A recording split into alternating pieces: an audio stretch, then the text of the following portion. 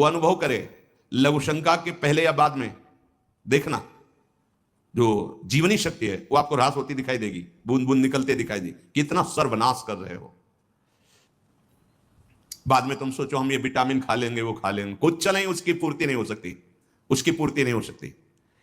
आगे इसमें आता है ये जो आयुर्वेदिक औषधियां दी जाती हैं ये बलिष्ठ होती हैं, और ये चूंकि आपकी प्रवृत्ति गलत है वो बलिष्ठ होकर आपको और कामोत्तेजना प्रदान करेंगी, तुम रोक कैसे पाओगे?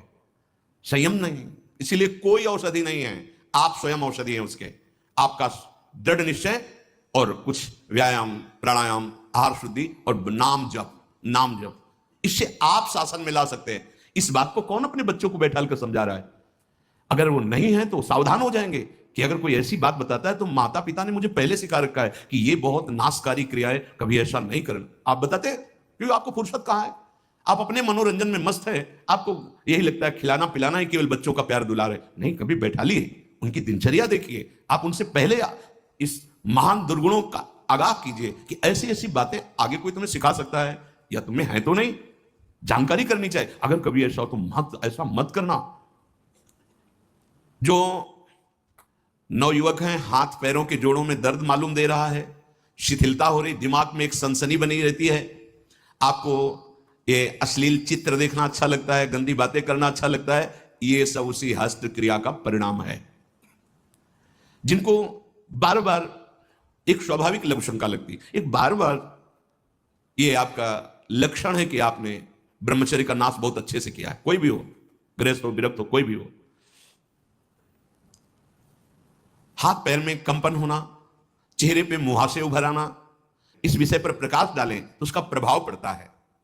जितनी धातु पौष्टिक औषधियां ली जाती हैं वो सब शोध के देखी गई, उनमें बलवर्धक होता है, और आपकी वृत्ति कामोत्तेजक है तो वो बल आपके अंदर काम वृद्धि ही करेगा जाके। बहुत ध्यान देने योग्य बात है कि ये आयुर्वेदिक औषधि ले लेते हैं, ये ले लेते हैं तो आपकी गति गलत है, इसलिए पावर जाएगा औषधियों का, गलत ढंग से ही प्रयोग हो जाएगा।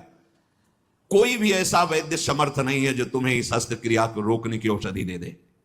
बहुत सुंदर बात है, तुम्हें कोई ब्रह्मचारी बना सके ऐसी कोई औषधि नहीं। एकमात्र मन को प्रभु में लगाकर नाम जप करो और जो संयम बताया जा रहा है वैसा करो, सब ठीक हो जाएगा, सब ठीक हो जाएगा। तुम समर्थ बन जाओगे अपनी इंद्रियों को रोकने के लिए। उपासक पहले भोजन पर सुधार कर रहे। भोजन और बुद्धि का परस्पर बड़ा घनिष्ठ संबंध है।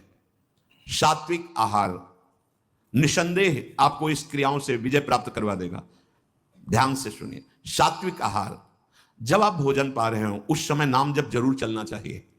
अगर उस समय गलत दृश्य देख करके, गलत बातें चिंतन करके भोजन पाओगे तो उसका प्रभाव आपको और गलत में लगा देगा, भले सात्विक भोजन है। ध्यान दीजिए, भोजन के समय जरूर बड़ा आनंद मिलता है। जैसे आप प्रसाद पा रहे हो और आपका अभ्यास फिट है, अब लगा दिया प्रथम यथामति प्रणमो श्री वृंदावन तिरम्य श्री राधिका कृपा बिनु सब, बड़ा पद है।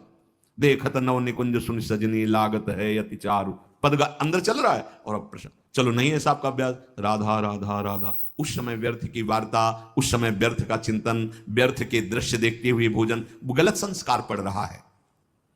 सात्विक आहार आपने पाया पर विचार आपका सात्विक नहीं है, अधार्मिक विचार है, दुष्ट भाव है, तो सात्विक व्यर्थ हो जाएगा भोजन, वो उसी को सपोर्ट करेगा।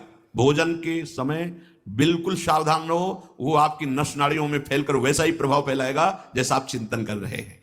भोजन के समय जैसा विचार होता है ठीक वैसा ही आपका स्वभाव बनता है। महापुरुषों का स्वानुभव पूर्ण सिद्धांत है कि भोजन के समय सावधान।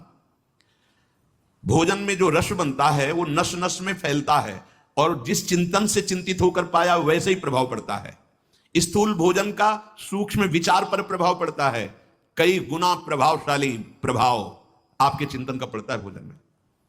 बहुत शुद्ध भोजन हो, सात्विक भोजन हो, पर आपका विचार भोजन करते समय सही नहीं, आपका चिंतन सही नहीं,